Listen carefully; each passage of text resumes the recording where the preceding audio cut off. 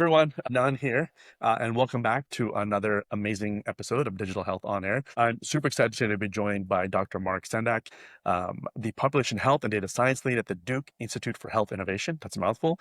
And on top of that, he's also the co-lead of the Health AI Partnership. Right out the gate, we're going to be talking about AI today, but in very meaningful and impactful ways, as Dr. Sendak and team are really focused on not just AI for AI's sake, but really the safe, effective, and equitable use of AI in healthcare to drive real impact and meaning. So he is a leading voice in real world AI implementation, scaling AI responsibly, and of course, bringing the benefits of AI to the entire healthcare industry and ultimately to all of us as people who are healthcare consumers. So, super timely topic, and we're incredibly grateful to have him here with us. So, welcome, welcome, welcome. Thank you. It's a pleasure to be on. So we met nearly a year ago in sunny Oakland, California, and you've been incredibly busy since then, as you always are.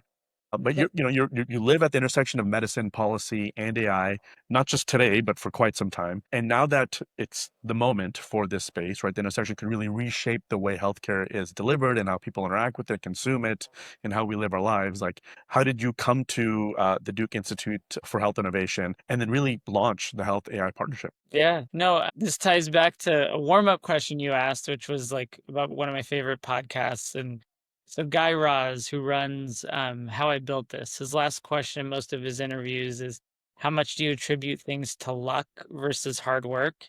And I would say I was very lucky. I got to Duke in 2011. I had studied math, was taking statistics and machine learning right as the field was catching on. I mean, ImageNet was around that time, neural networks were coming on at that time. Duke was just going live with Epic and consolidating all of its health IT systems into one system.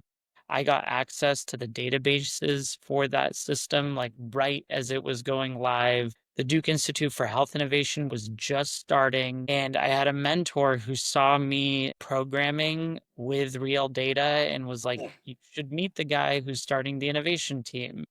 And so I had one coffee chat with him and he offered me a job. And this was in 2014. And I thought I was going to spend 1 year doing health innovation. And I've been at it now for a decade. Amazing. Okay, well, you're not on the hype bus. You've been living this for well over a decade. Tell us a bit about what you are focused on at Duke. And I think for the audience here, right, it'll be really great to get understanding of how DIHI and the Health AI partnership intersect, Mhm. overlap, are different. All that would be super helpful. So, I mean, and this kind of ties back to how I really got into this space. And I'm sure you had moments like this on the start of your entrepreneurial journey. But what I love about the way that our team operates is that we're focused on problems. And so every year we work with our C-suite in the health system to identify strategic priority areas. And then we put out a call for applications for frontline clinicians to propose problems for us to work with them on solving. And so every project starts with a problem statement, and it starts with a frontline clinician who faces that problem and is very motivated and activated to try to solve the problem. And so we're kind of internal consultants where we work with them to build, implement, evaluate these solutions with them. And it really has gotten us kind of very deep into different nooks and crannies across the health system, but we're very focused on the problem and not on the solution. So I like to tell people we're actually not an AI team. We're not a machine learning team. We do plenty of mundane change management, process improvement.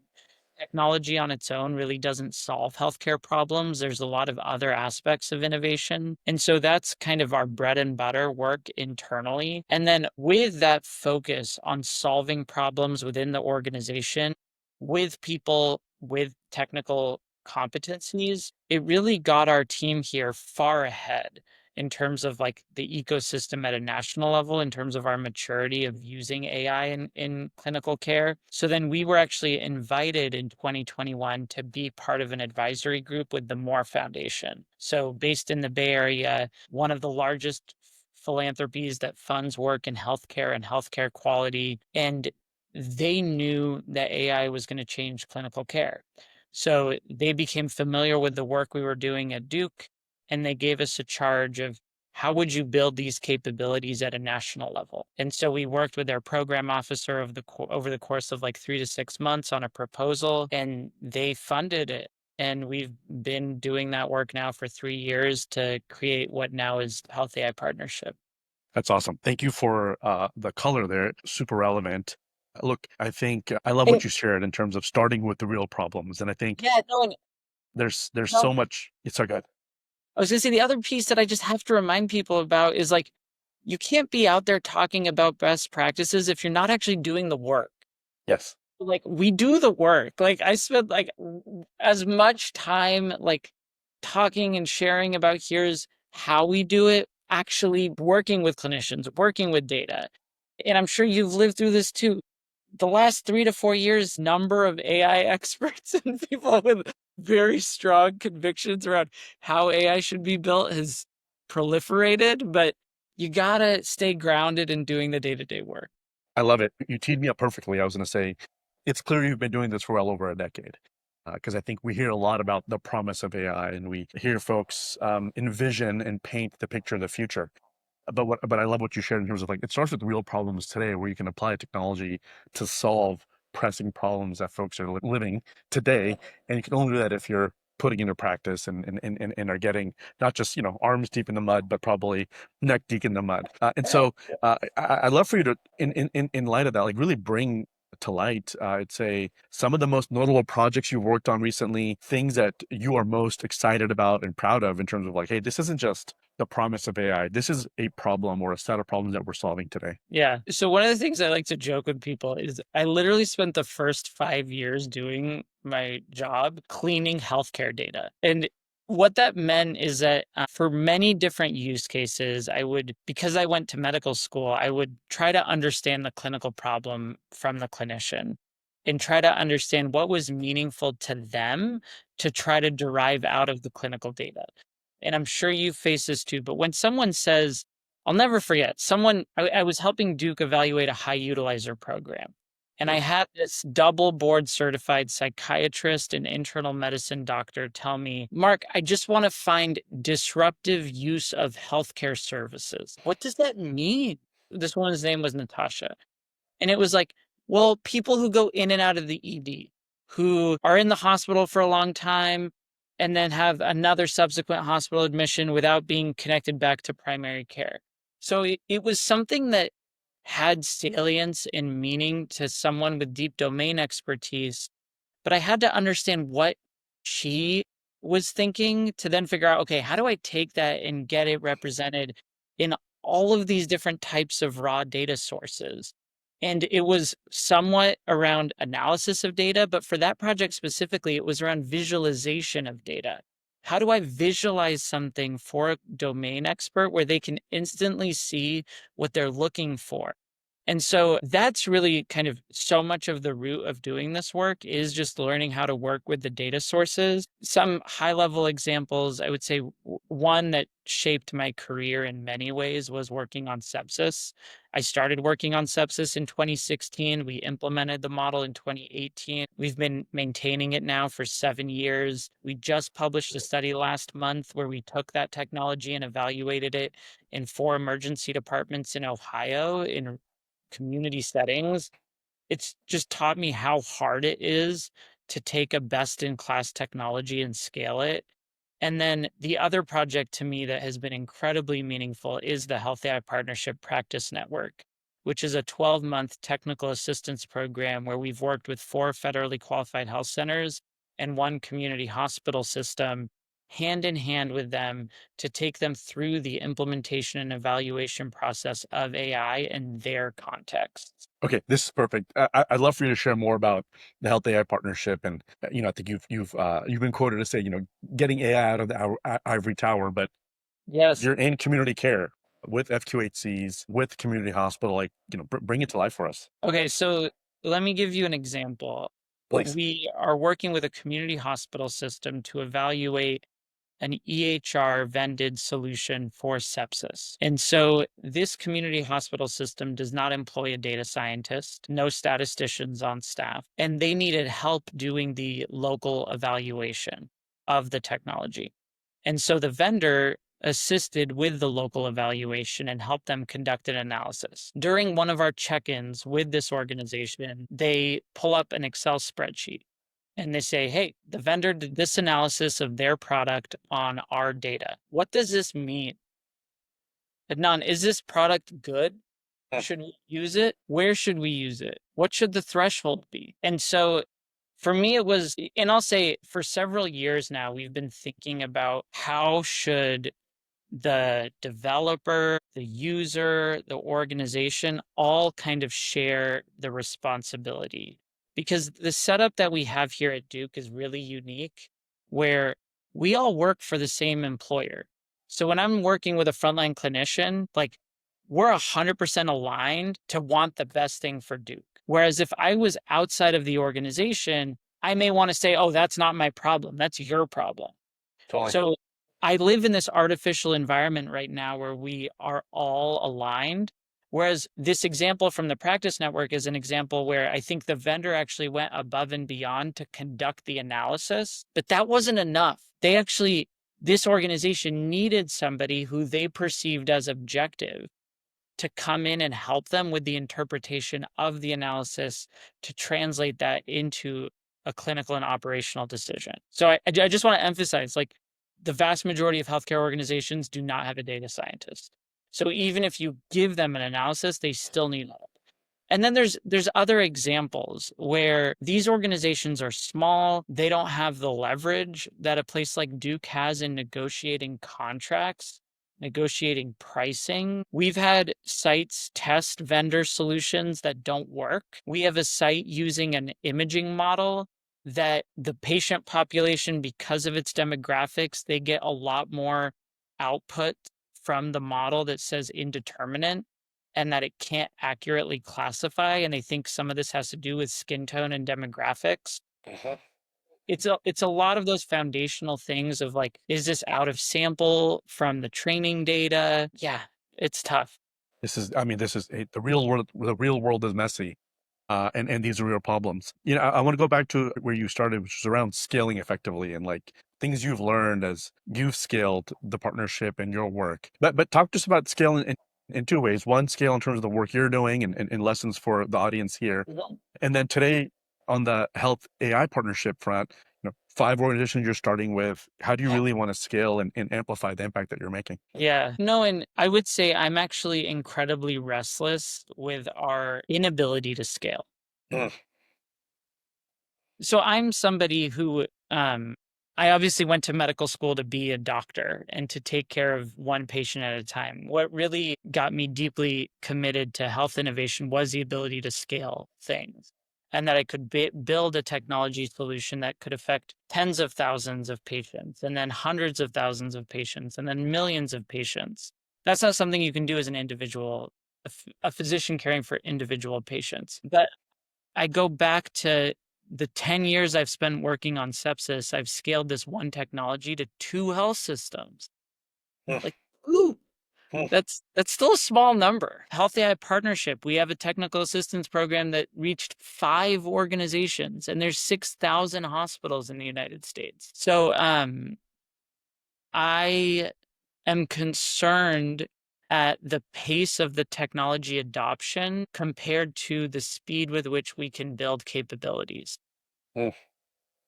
And we are doing a lot of advocacy. We've done it at the federal level. We're doing it with multiple states now, but we need large scale investments in technical assistance and technical infrastructure to support the use of these technologies that I don't think is being grappled with at the scale that we need to be thinking. Okay. This is helpful. And I want to kind of, you probably a bit deeper here. You shared like the Dukes of the world will always have access to the best and the most leading edge technology. Yeah. When you think of the community health systems and clinics that you're working with, talk to us about how the impact of the technology there is actually like multiple times more powerful than say in a standard academic medical center setting. Yeah, no, so I mean, predicting patient no-shows. So something that sounds very basic. There's an FQHC that we're working with that prioritizes this use case because it literally is top line revenue. So 30% of these clinic appointments are going unfilled. That's limiting their ability to generate revenue. And if they can, like, I just can't emphasize enough in the current political and financial environment, like, that's the difference between keeping your doors open and closing. Absolutely. So if you can identify which patients have challenges making it to visits, if you can convert them to telemedicine visits and still have billable services to care for those patients, like, this literally is going to be a way to maintain access in communities that need access to healthcare.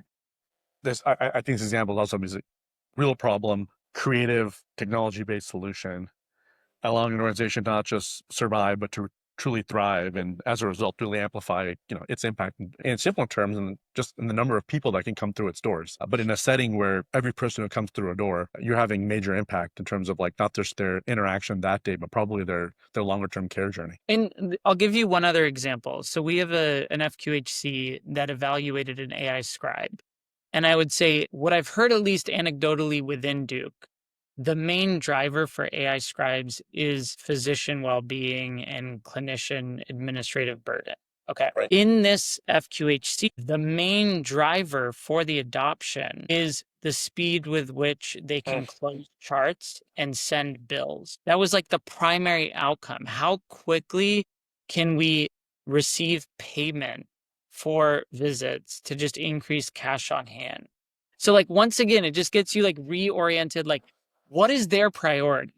Is to be able to bring in revenue as quickly as possible. And if they can close visits within 24 hours and not have documentation lag 3 to 5 days, that is really meaningful. Yeah, massive impact. Yeah. That's huge. Wow. I love that frame. I think everyone gets enamored by the clinician experience and how Yeah. now we have technology that's making providers happy. But here we're talking about just the business is going to have extra cash to survive and keep doing Exactly. the good work it's doing. I love it. So, I mean, it's gotten me looking at the same technologies through a different lens in terms of what are the priorities and the sense of urgency. And this is concerning. I mean, doing technical assistance in the safety net today, you are facing existential risks that, I mean, this is the only time I've ever done it, so I don't know any better, but I'm hearing from these folks themselves that they are facing challenges now that are very different than their work over the decades previously. No, I think this is a very impactful point you're making here. That this isn't just nerds doing a mental exercise or looking at cool technology. No, this is literally how do we Yeah. navigate and survive through all the challenges that we're seeing across healthcare, but especially in federally qualified health centers, Yeah. community health, where their financial models are under massive, massive strain. There's demand. I mean, they're Absolutely. looking for Yes. Yes. solutions. Yes. Yes. Okay, I'm going to switch gears here.